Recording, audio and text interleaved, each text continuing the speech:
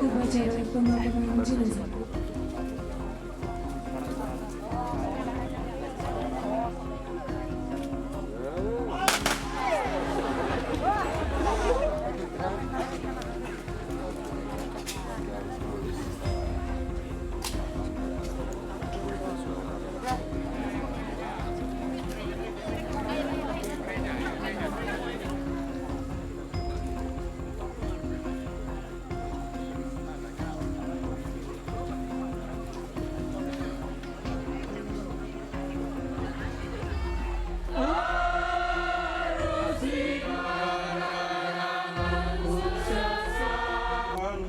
Tuhan menyertai saudara-saudara untuk menyediakan tempat bagimu yang telah memberikan kepada kita kemenangan.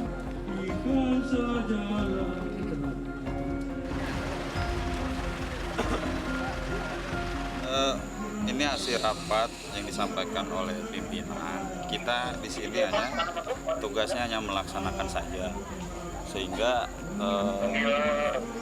kami di kewilayahan itu hanya tugasnya melaksanakan saja, karena beliau ini kan almarhum ini asalnya atau kesatuannya dari tingkat Mabes, sehingga kami hanya melaksanakan perintah. Karena hasil rapat, hasil pelaksanaan, maka kita laksanakan. Jadi kita hanya pelaksana sesuai dengan arahan perintah pimpinan, sehingga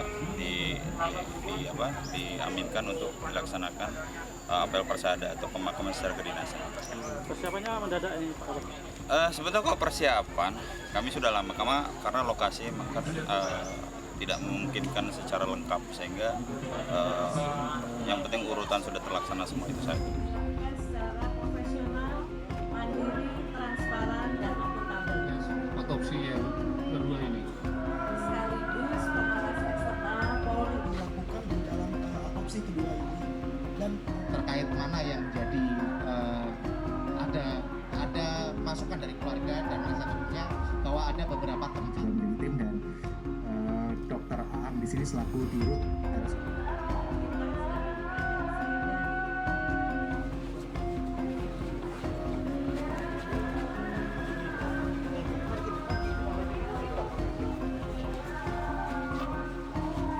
Demi kepentingan peradilan pada kasus yang sangat sensitif ini.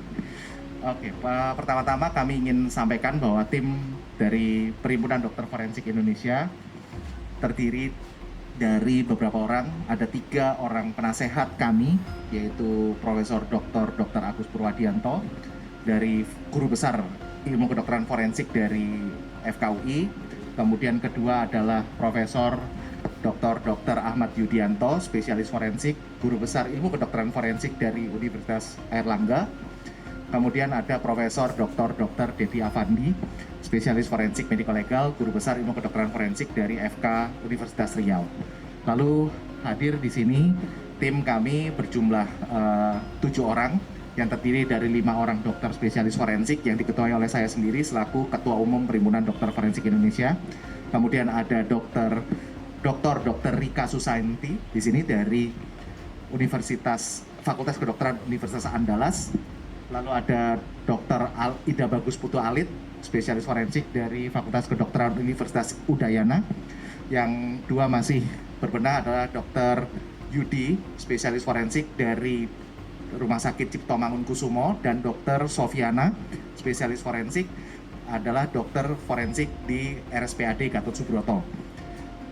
Perlu kami jelaskan bahwa proses otopsi ulang ini telah melalui beberapa proses. Yang pertama adalah kami dari perhimpunan menerima surat permohonan yang diajukan dari Direktorat Tindak Pidana Umum Barreskrim Mabes Polri.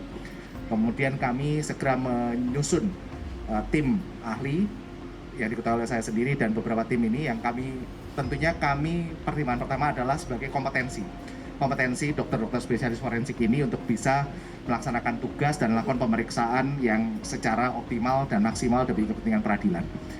Kedua, setelah itu setelah kami dapatkan menyusun tim, kami berdiskusi dan tersambung melalui hubungan Zoom dengan Bapak Komarudin Simanjuntak selaku penasihat hukum keluarga. Pada waktu itu pada hari Jumat sore difasilitasi oleh Barreskrim. Kemudian alhamdulillah kami semua mendapatkan izin dari institusi kami masing-masing dan kami bisa berangkat ke Jambi ini.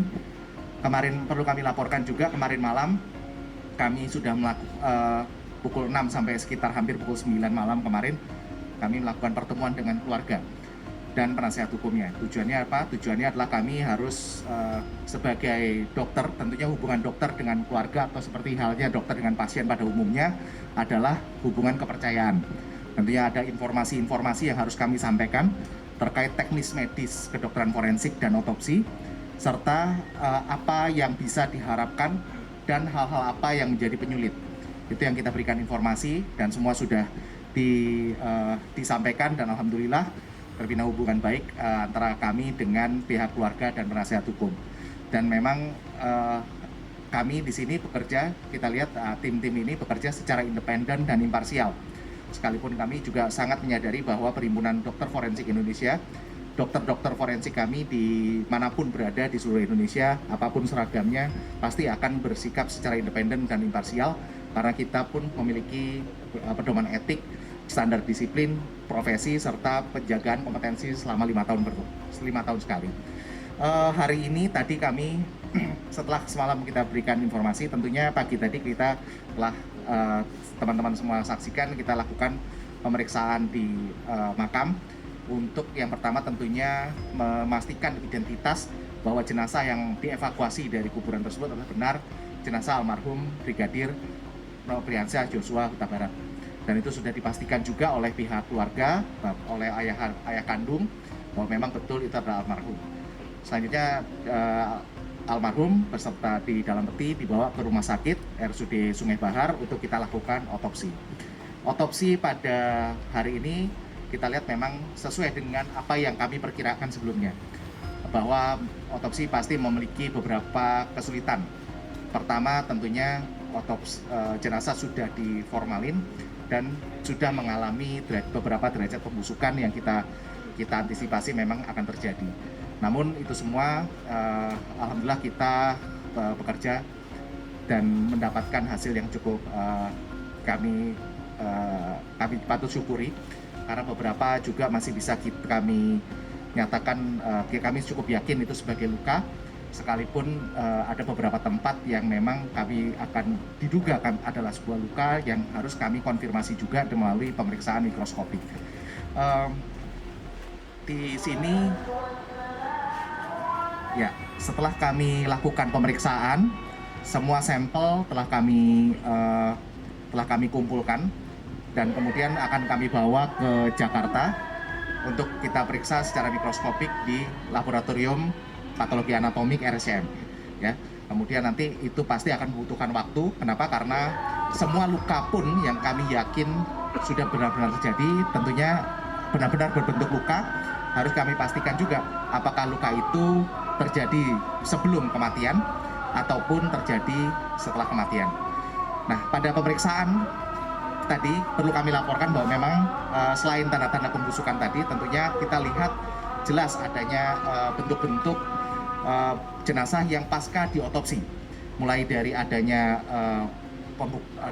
sayatan untuk membuka kepala yang biasanya juga dilakukan mulai dari tonjolan tulang mastoid kanan ke arah kiri, serta adanya insisi huruf I mulai dari dagu sampai ke tulang kemaluan. Dan itu memang suatu standar teknik otopsi yang biasa dilakukan di sini. Serta juga ada tadi tanda-tanda telah dilakukan embalming atau formalin di sini. Nah, ini semua nanti akan kami hasil pemeriksaan, tentunya membutuhkan waktu. Setelah konklusinya adalah setelah nanti adanya pemeriksaan laboratorium untuk memastikan betul apakah itu betul luka atau tidak. Karena pada saat terjadi pembusukan, tentunya kita harus sangat berhati-hati. Warna merah di tubuh itu bisa saja merupakan postmortem staining atau postmortem discoloration yang harus kita pastikan dengan pemeriksaan mikroskopik. Nah, itu semua butuh waktu, ya, maka doakan semoga dalam waktu yang tidak terlalu lama kita bisa nyusun laporannya, dan nanti tentu laporan ini akan kita sampaikan kepada penyidik agar penyidik juga bisa membuat terang perkara ini. Kami juga pada saat otopsi tadi kami sangat terbuka dan kami bisa nyatakan kami bersikap independen dan imparsial. Tidak ada yang menitipkan apapun atau memberikan intervensi apapun. Dan saya rasa di sini kehadiran dari Komnas HAM dan Kompolnas juga menjadi pemasti ya, mengawasi pekerjaan kami dan memastikan dan memberi jaminan kepada masyarakat bahwa pekerjaan yang kita lakukan di sini secara independen dan imparsial. Mungkin dari itu rilis dari kami, kurang lebihnya saya mohon maaf. Wassalamualaikum warahmatullahi wabarakatuh.